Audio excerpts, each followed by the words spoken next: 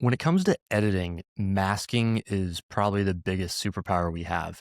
Masking is essentially the opposite of what we call global edits. So, global edits would be changing the entire picture and lightening or darkening it, changing the contrast, all those sliders that you might be familiar with.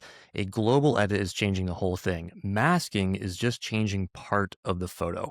So, I want to emphasize that masking is the most powerful tool you have to not only edit your photos, but to edit them to make them look very realistic and to not oversaturate or to overexpose parts of the photo that you do not want to deal with. So today I want to show you three of my favorite, really three masking tools I use probably more than any others combined. Let's just say probably 95% of the time I am doing masking, I'm using one of these three tools, and I am doing masking on 100% of all my photos. So let's take a look at the screen and see what tools I use, how to find them, some of the shortcuts that I use, and what they really look like in the image, and a little bit of the why as to why I might use each masking tool. Oftentimes, I'll actually use all three masking tools in a singular photo, but there are specific reasons why I choose one over the other. Okay, so you're going to find the masking button over here on the right-hand side of Lightroom. And one of the things I really recommend is starting to really memorize the shortcuts. So you can see here the shortcut would just be M. So I can either click this and I get this whole display, or I can go back to editing by hitting E and coming over to my image. And if I want to quickly mask, I just hit M and magically it goes to this panel. So really, really helpful. So I find myself using three different masks most often, like probably 95% of the time. And that's gonna be the brush, the linear gradient, and the radial gradient.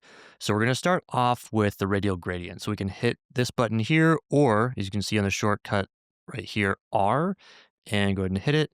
And notice as I click the mouse and drag, I have this nice ellipsis, this oval, and I can go ahead and move it around, right? And notice how it's got a little bit of feathering to it. You can adjust that, but this is going to allow me to essentially just edit a certain part of my photo. The reason I like this ellipsis or this radial gradient so much is because it is very natural to what the eye sees. So, in other words, you might be able to select the sky or the background or the subject, but those are going to be very, very harsh line in the sand edits. Whereas in this case, you're just forming kind of a natural circle, which again is very, very natural for the eye. So notice how it gets most concentrated in the middle and then it just sort of feathers out the edge. So this inner ellipsis, this is going to be your sort of hard, everything gets the most edit, but it's going to naturally feather out. You can actually change how big that is in a couple different ways. The way I usually use is up here on the right, you can make this slider. Notice how it's going to increase or decrease. So if it's like that, you're going to have a little bit more of that intense middle. If you go all the way to the right, it's going to feather even more so. So very, very gradual, right? Because I basically pull and draw the outer edge. And depending on how big this is, really correlates to how intense of an edit I'm going to do. So I usually stick with something in the middle as my sort of go-to. And this allows me to come over here and look at my light panel and then start adjusting exposure or contrast. And notice how this only changes that part in that mask, which is really fantastic. So light is so finicky when it comes to editing. So if I want to increase the light, I really like using a radial filter. Okay, excellent. So that's one example. I'm going to go back to my editing pane, my main editing pane, just by hitting E. It's going to lock that in. And I'm going to come back here. I'm going to hit M just to show you the shortcut. And I'm going to now add a new mask. Now, one key thing if you're doing multiple masks in the same image is that you have to hit this plus button for the second, third, fourth, fifth, and continuation from there.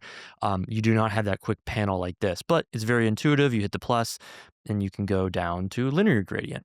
So I really like the darkness of the bottom of the frame, and a gradient like this is going to allow me to pull and see the same thing. It's got that feathering where all this dark red, this full opaque red, more or less, is going to get the most treatment and it's going to gradually go away.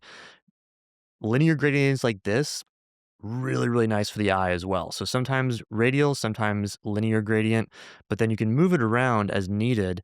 And you can see sometimes I don't want to treat that much of an image. See, I'm treating almost all the image. I might want to just do the very bottom and then gradually feather up into the top. And this is a really nice way to do so. So let's say I just want to darken that foreground. That's a nice spot. And I can come here and just darken and see how that pulls the eye. It draws the eye away from that sort of near ground that's already dark, already doesn't have a lot of textures, because I'm really trying to draw the eye to the middle of this bridge and into that light. Okay. So then the final mask or the final thing I'm going to do here is the brush. And I love the brush. I use the brush probably more than the other two combined because it allows me very, very select editing. You can quickly increase the size by going over here, and notice now I'd be just painting with a large brush, decrease it, very, very small brush for spot. And then the feather, the same thing. I have 100% feather on, so it's got that ring in the middle and then a good space towards the outside.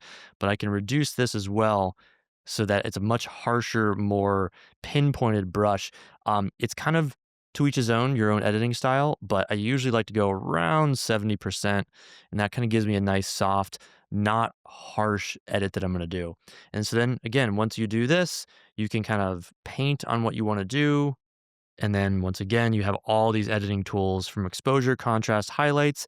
And then don't forget, you can come down here and adjust color. So I can actually adjust the white balance accordingly. Notice how that little splotch that I just painted gets that white balance treatment. Okay.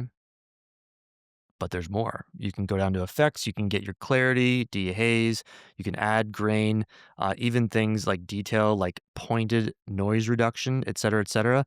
But for the sake of this, I want to show you what I would actually use it for. So I'm just going to start a new brush here. I didn't make any edits with that. Remember, shortcuts, B. So new brush over here, and I'm going to come over here, and I'm actually going to make my edits before I brush anything. Okay. So I might want to spot lighten a few spots in the scene. So I'm just going to bring my exposure up to 1. That's 1 full stop of light. And I find that this is a good, kind of a good bit to get going on. You might need to adjust afterwards. You don't have to only adjust before. You can paint it and then readjust. That's the beauty of this. But let's just say I want to bring a little bit more light into this part of the scene. I can choose to just tap it and just kind of staccato punch little bits of light in there. I think that's probably the really safe option because you're not doing any big brush strokes. But then over here, let's see what happens if I hold the mouse down and just start painting this corner.